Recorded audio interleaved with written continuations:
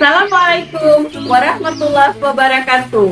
Apa kabar anak-anak Bunda di seluruh Nusantara, khususnya siswa-siswi SMP? Berjumpa kembali dengan Bunda Eni dalam mata pelajaran ilmu pengetahuan alam. Untuk pembelajaran kali ini, sebelum kita memulainya, marilah sama-sama kita ingat materi yang lalu. Apa ya materi yang lalu? Ya, benar sekali kamu. Materi yang lalu yang sudah kita pelajari adalah tentang energi dalam kehidupan. Untuk kali ini, materi yang akan kita pelajari ada hubungannya dengan materi pada pertemuan yang lalu. Nah, sebelum kita masuk kepada materi yang baru ini, marilah sama-sama kita amati tayangan slide berikut ini. Everybody hurts sometimes, everybody hurts someday, yeah. But everything will be alright. Go with your voice and say. Pada foto-foto di slide tadi, ada gambar apa saja ya yang kalian amati? Ada gambar tumbuhan, ada gambar kucing mewakili hewan, ada sekelompok manusia. Kira-kira materi apa ya yang akan kita pelajari hari ini? Materi hari ini yang akan kita pelajari yaitu tentang sel. Dan tujuan pembelajaran kita yang ingin kita capai adalah yang pertama, 1. Siswa dapat memahami pengertian dari sel. Yang kedua, siswa dapat menyebutkan macam-macam sel dan perbedaannya. Agar pembelajaran kita kali ini dapat lebih jelas, marilah sama-sama anak-anak Bunda menyimak tayangan slide berikut ini. Ikhtisar tentang sel. Pengertian sel. Sel adalah kumpulan materi paling sederhana yang dapat hidup dan merupakan unit penyusun semua makhluk hidup. Robert Hooke adalah seorang penemu ahli kimia dan matematika, juga arsitek serta filsuf. Ia orang pertama sekali menemukan mikroskop dan dia juga yang pertama sekali menemukan sel. Berdasarkan susunan sel, organisme dibagi menjadi dua. 1. Organisme uniseluler. 2. Organisme multiseluler. Organisme uniseluler adalah organisme yang tersusun atas sel tunggal, contohnya bakteri dan amoeba.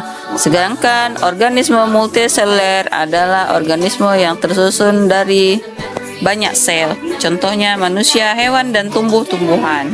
Berdasarkan struktur dan fungsi sel, organisme dibagi menjadi dua, yaitu 1. Prokariota, 2. Eukariota. Prokariota adalah organisme yang memiliki sel prokariotik, sedangkan eukariota adalah organisme yang memiliki sel eukariotik.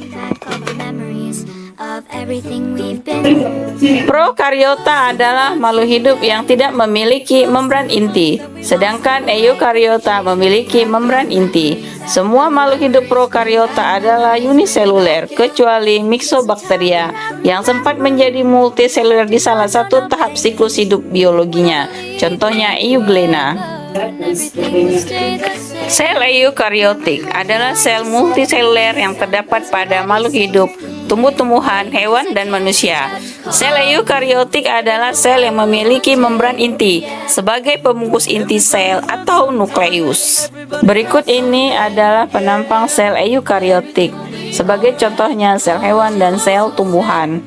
Kedua sel ini memiliki kesamaan dan perbedaan.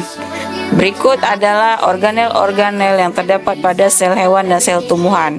Yang pertama ada membran sel, ada retikulum endoplasma, ada nukleus, badan Golgi, nukleolus, mitokondria, vakuola, dan lain-lain. Persamaan sel hewan dan sel tumbuhan. Persamaan antara sel hewan dan sel tumbuhan adalah keduanya sama-sama memiliki membran sel, sitoplasma, membran inti, inti sel, mitokondria, ribosom, DNA, dan RNA. Anak bisa melihat perbedaannya pada gambar di sebelahnya. Close to the ones here today. Close Nah, to the ones that we lost. perbedaan sel hewan dan sel tumbuhan. And the memories. Perbedaan antara sel tumbuhan dan sel hewan adalah sel tumbuhan umumnya lebih besar. I did not know. Sel tumbuhan memiliki struktur yang tidak ada di sel hewan, yaitu yang pertama ada kloroplas, yang kedua dinding sel, yang ketiga vakuola. Anak-anak, agar lebih paham, amati gambar di sebelah teks ini. Everybody hurts sometimes. Everybody hurts someday. Yeah. Bagaimana? Sudahkah anak-anak Bunda mengamati tayangan slide tadi?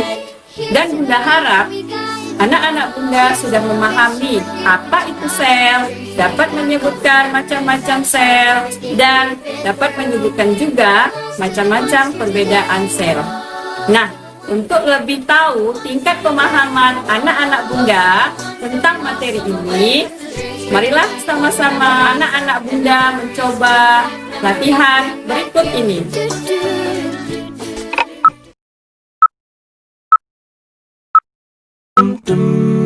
Bagaimana latihan yang barusan anak-anak Bunda coba?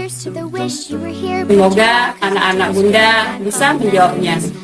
Itu ditandai karena anak-anak Bunda mengamati pembelajaran hari ini dari tayangan awal sampai slide barusan.